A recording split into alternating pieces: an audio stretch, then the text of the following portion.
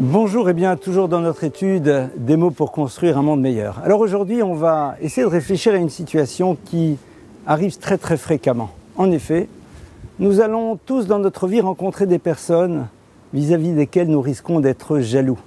Pourquoi? Une réussite, quelle qu'elle soit, elle peut être dans le domaine des études, dans le domaine des relations humaines, dans le domaine de l'argent. Et évidemment lorsque nous voyons cette réussite, ça nous touche, ça nous blesse, souvent ça nous ennuie.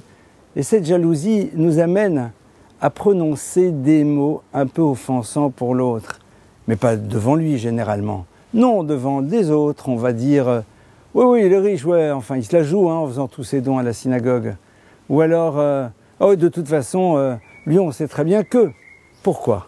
Parce que cette réussite, cette jalousie, nous amène à nous interroger, et moi pourquoi je ne l'ai pas? Alors, pour mieux vivre les choses, on a tendance à invalider ce qu'est l'autre et à trouver un point négatif chez lui qui souvent au passage n'existera pas, comme si ça nous rassurait.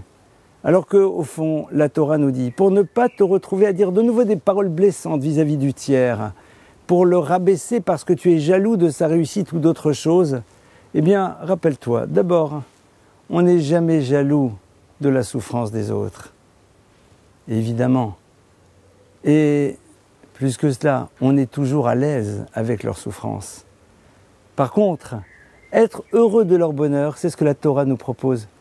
Comment est-ce qu'on y arrive?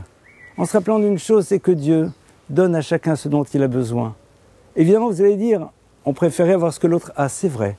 Ce n'est pas si simple de faire ce travail sur nous-mêmes, c'est sûr. Mais la Torah nous propose de le faire.